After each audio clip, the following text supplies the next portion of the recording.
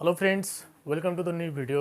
So तपाईहरुले idea भइसकेको होला, तपाईहरुले थम्बनेल हेरेर बुझिसक्नु भएको होला कि मैले कुन टपिक्सको विषयमा आजै भिडियोमा डिस्कस गर्छु हैन। सो हाम्रो टपिक यही छ कि बीएलई को जुन हाम्रो एक्जामिनेसन हुन्छ त्यो पनि खास गरेर साइन्स सब्जेक्टमा हैन। त कम पढेर यदि मानिहाल्नुस् तपाईहरु सधैँ पढ्नु भइराछ भने त अभियसली तपाईहरुले राम्रो मार्क्स ल्याउन सक्नुहुन्छ। तर हामीहरुमाथि के एउटा यस्तो डाउट हुन्छ कि त्यो राम्रो भन्दा राम्रो स्टुडेन्ट्सहरुको पनि त्यही गुनासो रहन्छ, तिनीहरु सोधिरहेको पनि हुन्छ टिचरहरुसँग हैन कि सर हामीले कसरी मानिहाल्नु हामीले सबै टपिक्सहरु पढ्नु छैन, सबै सब्जेक्ट्सहरु पढ्नु छैन, कमै पढेर हामी बीएलई को फाइनल एक्जामिनेसन्स को साइन्स सब्जेक्टमा कसरी राम्रो मार्क्स ल्याउन सक्छौं हैन। त त्यसको पनि ट्रिक्स छ गाइस। यदि तपाईहरु चाहनु भइराछ कि म इजिली टर्म्समा यदि बुझिहालु, सबभन्दा इजी भन्दा इजी वेमा यदि म बुझु भने कसरी बुझ्ने हैन, कसरी हामीले साइन्स सब्जेक्ट्समा राम्रो भन्दा राम्रो मार्क्स ल्याउने हैन, त्यसको पनि उपाय छ। त्यो म यो भिडियोमा आज पुरै डिटेलमा बताउँछु, त्यही भएर भिडियोले लास्टसम्म हेर्नु होला र पार्ट बाइ पार्टको पनि म डिस्कस गर्छु। त्यसको लागि म छुट्टा छुट्टै भिडियो बनाउँछु किनकि एउटै भिडियोमा सबैलाई डिस्कस गरे भने लामो हुन्छ हैन। त त्यही भएर भिडियोलाई लास्टसम्म हेर्नु होला र च्यानल सब्स्क्राइब गर्नु भएको छैन भने च्यानल सब्स्क्राइब गर्नु र बेल आइकनलाई प्रेस गर्नुस् ताकि कुनै पनि भिडियो म अपलोड गर्छु भने तपाईहरुले मिस गर्नु हुँदैन है त। So let's begin the video. So हामी डिस्कस गरिरहेछौं बीएलई मा साइन्स सब्जेक्टमा हामीले कसरी मार्क्स ल्याउने हैन, त्यो पनि राम्रो मार्क्स 75 मार्क्स। अब को एक्जामिनेसन हुन्छ साइन्समा यदि हामी हेर्छौं भने हाम्रो फुल मार्क्स जुन हुन्छ त्यो फुल मार्क्स हाम्रो हुन्छ 75 मार्क्स र हाम्रो पास मार्क्स भइहाल्छ तपाईको यो हुन्छ 30 मार्क्स हैन। फुल 75 मा 75 ल्याउन त गाह्रो छ, तर राम्ररी स्टुडेन्टहरुले यदि पढेको हुन्छ भने त्यसले 70, 72, 65 ल्याउँछ त उनीहरुको पनि आफ्नो ट्रिक्स हुन्छ या यो ट्रिक्स तपाईहरु लाउनु हुन्छ भने अभियसली तपाईले राम्ररी मार्क्स ल्याउन सक्नुहुन्छ, यो मेरो ग्यारेन्टी छ हैन। त अब यसमा ल्याउने कसरी, त स्पेशली हामीहरुलाई यो थाहा छ कि हाम्रो जुन साइन्स सब्जेक्ट हुन्छ यसमा हाम्रो 5 वटा ब्रान्च हुन्छ।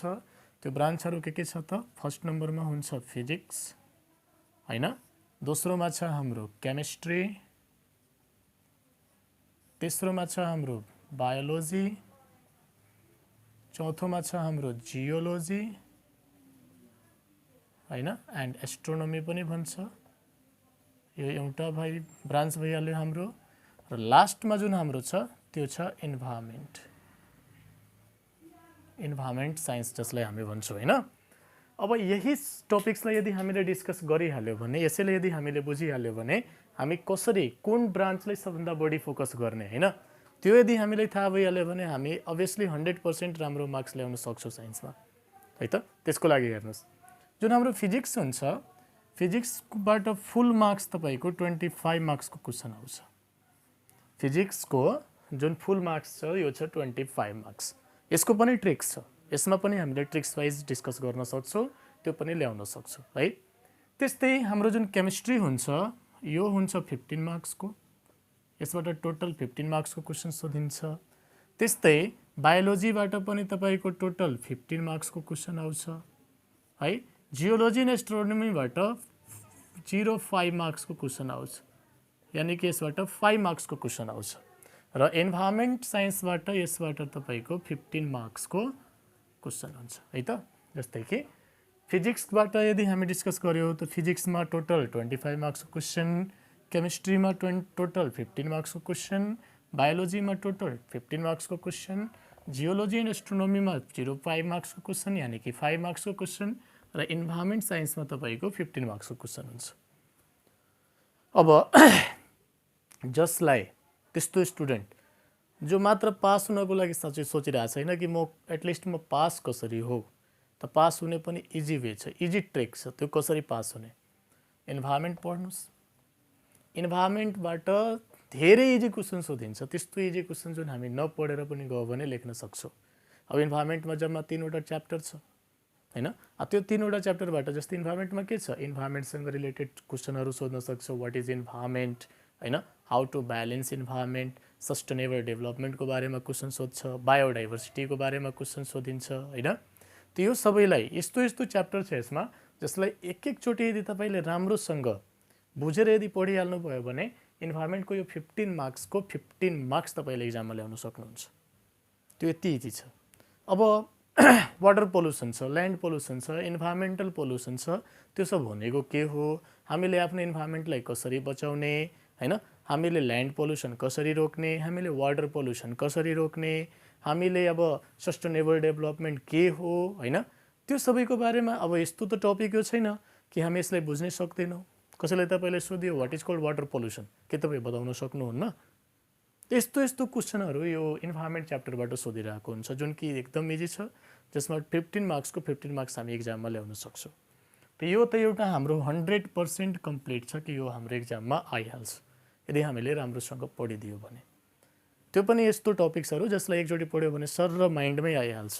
या क्लासमा टिचरले यदि तपाईँले एक्सप्लेन गरिदियो भने, सरहरूले एक्सप्लेन गर्नुहुन्छ भने त्यो कुरा पनि एकदमै माइन्डमा आइहाल्छ र त्यसलाई हामीले आफ्नो ल्याङ्ग्वेजमा पनि बिना पढेर लेख्न सक्छौँ है।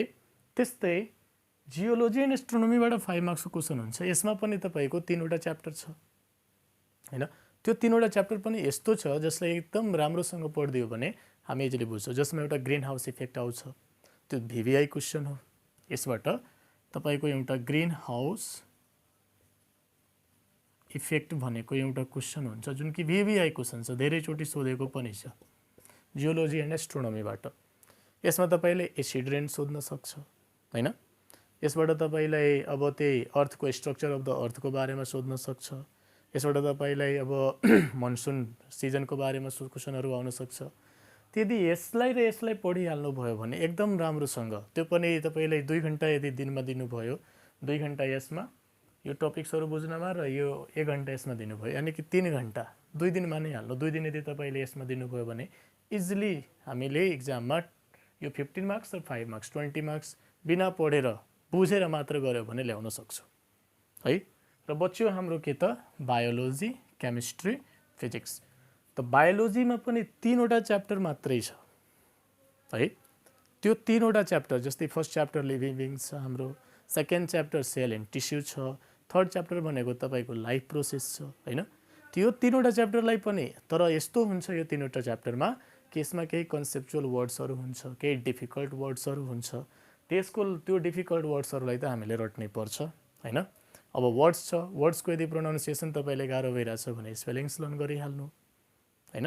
इजी ट्रिक्सहरू अपनाउनुहोस्। म कसरी यो आफूले एउटा ट्रिक बनाउनु, यो टपिक छ, त्यो टपिक म कसरी अन्डरस्ट्यान्ड गर्न सक्छु इजी वेमा हैन, त्यसको आफूले ट्रिक्स बनाउनु। कसरी ट्रिक बनाएर तपाईँले दिँदैन, तपाईँ आफूले ट्रिक्स बनाउनुहोस् हैन। रट्नेमा बढी डिपेन्डेन्ट नहुनु। रट्नुमा यदि बढी डिपेन्डेन्ट हुनुहुन्छ भने अहिले रट्नुहुन्छ, साँझतिर बिर्सिने हुन्छ हैन। त्योभन्दा बेटर छ त्यसलाई अन्डरस्ट्यान्ड गर्ने कोसिस गर्नुहोस् कि म कसरी यसलाई अन्डरस्ट्यान्ड गर्छु, कसरी यसलाई बुझ्छु हैन, कुन वेमा म स्टडी गर्छु कि बायोलोजी मेरो एकदम इजी हुन्छ हैन। र त्यो कुराहरूले यदि तपाईँले डिटेलमा बुझिहाल्नुभयो भने बायोलोजी भन्दा इजी कुनै ब्रान्चै छैन। यो कुरा बुझ्नु होला है। सबभन्दा डिफिकल्ट ब्रान्च भनेको यो फिजिक्स हो, त्यसपछि केमिस्ट्री आउँछ, त्यसपछि बायोलोजी। यो दुवैलाई त हामी केही मान्दैनौँ हैन, एकदम इजी छ। नपढेर पनि धेरै जस्तो स्कुल्समा त टिचरहरूले यसलाई पढाउँदैन भन्छ स्टुडेन्ट्सहरूलाई आफैले पढ्नु। अब पढेर स्टुडेन्ट्सहरूले राम्रो मार्क्स पनि ल्याउँछ। त यो हाम्रो बायोलोजी, जियोलोजी, एस्ट्रोनोमी एन्ड इन्भाइरोमेन्टको भइहाल्यो। केमिस्ट्री छ, त केमिस्ट्रीमा यस्तो छ, केमिस्ट्रीको ABCDलाई लर्न गर्नुहोस्। यस ABCD अफ केमिस्ट्री। यदि केमिस्ट्रीको ABCDलाई तपाईँले लर्न गर्नुभयो भने केमिस्ट्री एकदम इजी। कुरा बुझ्नुभयो? केमिस्ट्रीमा पनि एकदम कन्सेप्चुअल क्वेसनहरू छ जुन कि यदि हामीले हेऱ्यौँ भने हामी गरिदिन्छौँ। तिनीहरूको बारेमा म नेक्स्ट भिडियोमा डिस्कस गर्छु। म बनाइ नै दिन्छु एउटा फिजिक्सको, एउटा केमिस्ट्रीको र एउटा बायोलोजीको कसरी पढ्ने भनेर सेपरेट भिडियो बनाइदिन्छु है त।